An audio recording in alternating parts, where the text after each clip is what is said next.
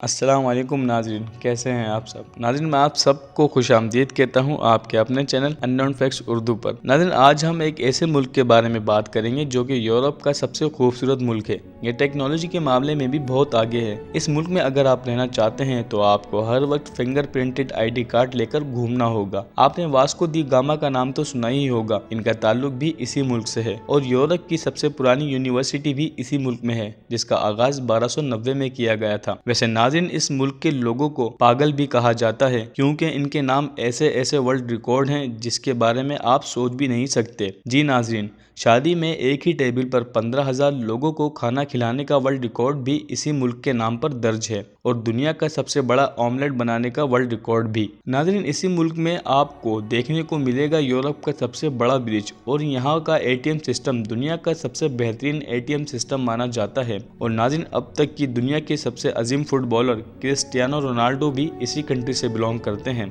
वैसे नाज़रीन, अब तो आप समझ ही गए होंगे कि आज के इस एपिसोड में हम पुर्तगाल के बारे में बात करेंगे। आपको बताएंगे इस मुल्क की तारीख के बारे में और साथ ही आपको इस एपिसोड में जानने को मिलेगा कुछ ऐसे फैक्ट्स पुर्तगाल के बारे में जो कि आपने नहीं सुने हैं। बस आपने इस वीडियो को एंड तक लाजमी देखना है बिना स्किप किए। और अगर आपने हमारा चैनल सब्सक्राइब नहीं किया है तो आपसे दरख्वास्त है कि आप हमारे चैनल अननोन फैक्ट्स उर्दू को लाजमी सब्सक्राइब कर दें और साथ ही बेल आइकन पर भी क्लिक कर दें ताकि हमारी लेटेस्ट वीडियो की अपडेट आपको सबसे पहले मिल जाए। तो नाज़रीन, शुरू करते हैं आज की वीडियो को।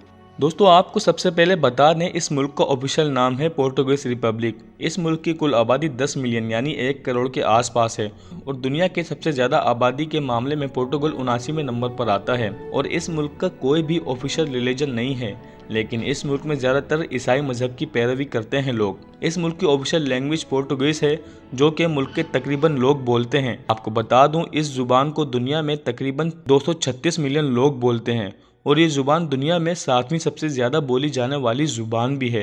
आपकी जानकारी के लिए बता दूं कि पोर्टुगीज पुर्तगाल के अलावा ब्राज़ील, मोज़म्बिक, अंगोला, गिनी बिसाऊ, साओ टोमो, प्रिंसिप और आखिर में इक्वाटोरियल गिनी में बोली जाती है।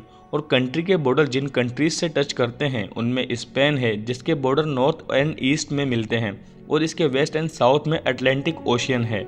दोस्तों, इस मुल्क का दारुल खिलाफा शहर है लिस्बन और कैपिटल सिटी होने के साथ साथ ये पोर्टुगल का सबसे बड़ा शहर भी है। और दोस्तों, आपकी जानकारी के लिए बता दूं, ये शहर लंदन और पेरिस से भी ज्यादा पुराना है। इस शहर में तकरीबन 5 लाख से ज्यादा लोग रहते हैं। आबादी के मामले में लिस्बन यूरोप का 11वां सबसे बड़ा शहर भी है। दोस्तों, इस शहर की कुदरती खूबसूरती का कोई जवाब ही नहीं है और ऐसा भी कहा जाता है कि पुराने ज़माने में यूरोप के सब बड़े कारोबार इसी शहर से किए जाते थे। इस शहर में कुछ ऐसी सिमिलर बातें हैं जो आपके और मेरे फ्रेंड से रिलेट करती हैं और वो ये हैं कि इस शहर के लोगों को हर जगह देर से पहुंचने की आदत है। जी फ्रेंड्स, इस शहर के लोगों को अगर किसी पार्टी या किसी शादी या फिर किसी बिजनेस मीटिंग के लिए जाना होता है तो ये हर जगह 15 मिनट लेट ही पहुंचते हैं। अब तो दोस्तों, इस फैक्ट को आप भी अपने फ्रेंड से रिलेट करते होंगे।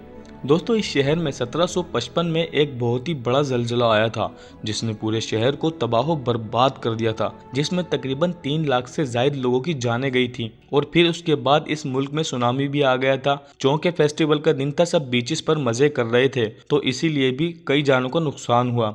और इसी फेस्टिवल के दौरान मुल्क के चर्च में लोगों ने कैंडल्स जलाई हुई थी और इसीलिए यहाँ आग भी लग गई थी। और ये आग इतनी खतरनाक लगी थी कि जिसने पूरे शहर को जलाकर राख कर दिया था। लेकिन इस शहर ने अपने आप को खुद से एक बार फिर खड़ा किया और आज इस शहर का शुमार दुनिया के सबसे खूबसूरत शहरों में किया जाता है। आज भी कोई टूरिस्ट इस मुल्क के विजिट के लिए जाता है तो वो अपना रुख सबसे पहले लिस्बन की जानिब ही करता है क्योंकि ये शहर है ही इतना खूबसूरत। दोस्तों, तारीख की बात करें तो आपको बता दूं कि अल्फोंसो इस मुल्क के पहले किंग थे और इनके बादशाह बनने के बाद 800 सालों तक इस मुल्क में मलूकियत का ही सिस्टम चलता रहा। अगर आप आज इस मुल्क का विजिट करेंगे तो आपको यहाँ तारीख से जुड़ी बहुत सी जगहें देखने को मिलेंगी जो आपको तारीख के उस हिस्से में ले जाएंगी जहाँ कभी बादशाहों की हुकूमत हुआ करती थी। और जब तारीखी मुकाम की बात हो रही है तो क्यों ना हम आपको यूरोप की सबसे पुरानी यूनिवर्सिटी के बारे में बताएं। आपको बता दूं कि यूनिवर्सिटी ऑफ कॉम्बरा का आगाज़ 1290 में ही कर दिया गया था और आज भी इस इल्मी इदारे में बाहर से लोग पढ़ने आते हैं। दोस्तों, सड़कों के बीच में जो घास लगाई जाती है और प्रीपेड मोबाइल फोन्स कार्ड, ये दुनिया को पोर्टुगल ने ही दिए हैं। कहने का मतलब ये है कि इन सब की शुरुआत भी इसी मुल्क से हुई थी। दोस्तों इस मुल्क को दी लैंड ऑफ टाइल्स भी कहा जाता है, क्योंकि पोर्टुगल में अपने घर की दीवारों और जमीनों को टाइल से सजाने का रवाज शुरू से ही है। आप इस पोर्टुगल स्टाइल की तारीख के बारे में जानने के लिए लिस्बन शहर का विजिट भी कर सकते हैं। आज भी आपको इस मुल्क में टाइल से बने ऐसे ऐसे डिज़ाइन दिखेंगे जो आपने किसी और मुल्क में नहीं देखे होंगे।